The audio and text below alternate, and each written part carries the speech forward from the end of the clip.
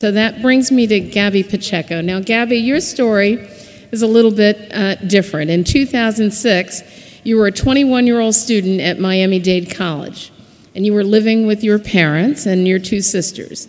You were already an outspoken leader organizing other students and defending undocumented immigrants. But tell us what happened on July 26, 2006. So that's a very difficult day to remember. And I could remember it as if it happened today.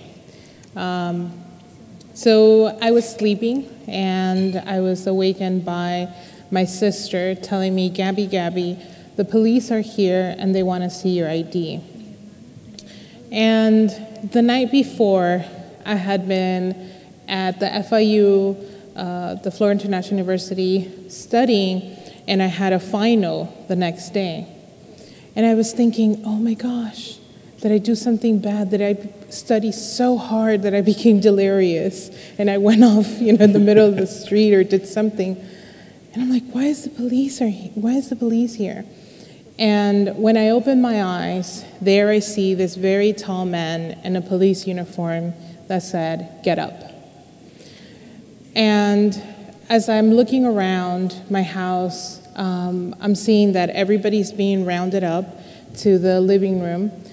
And there's all these police officers, and there's some people that are wearing T-shirts and some pants.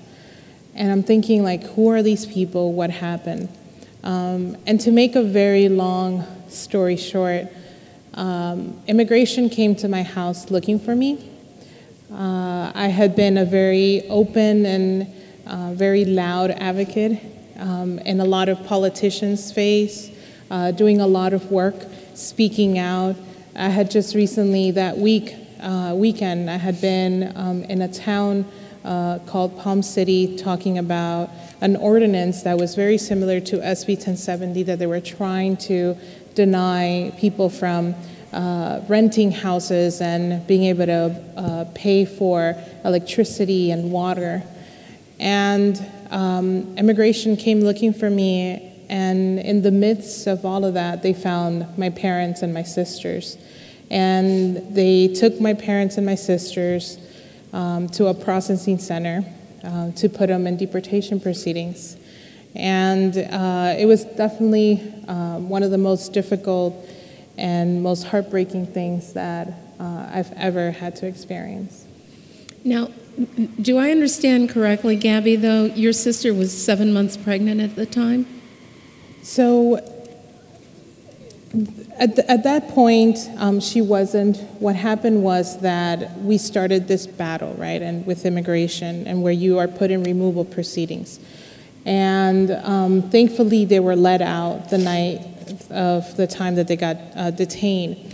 And it wasn't until 2008 where we were finally at the final stretch of this deportation. And in March 2008, they had been summoned to go in front of the judge to be ordered removed. And, I think it was maybe because of the shame and guilt that I felt because due to my actions, my family was put in deportation proceedings. I wasn't talking, I wasn't doing much, and that's when I think Juan and Felipe, come into the picture and help, my family who was about to be removed. My sister at the time was pregnant, and my dad and my mom and my other sister were in this whole removal process. So, Gaby, now a lot of people who've gone through something like that would maybe step back and hide. Tell us what you did. So, I remember in 2004, the Center for Community Change had a campaign for a woman called Marie Gonzalez. And Marie was able to stay in the United States because community came and supported her and did this campaign called We Are Marie. And they marched in DC and they came out with shirts saying, "We are Marie." And in 2006, when that happened to my family, I contacted Marie and I said, "Marie, how did you stay in the country?"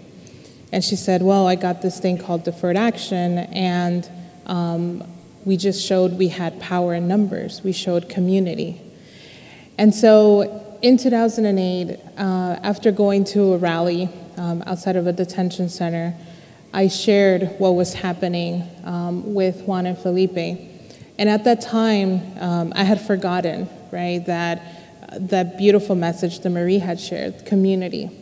And so when I shared my story and what was happening with Juan and Felipe and the other SWER members that were there, the whole community rallied up and came out to support. And I'm really happy to point out and even acknowledge Magdaleno, who is here, who was one of the people that, not knowing me, not knowing my family, came out and supported us during that time.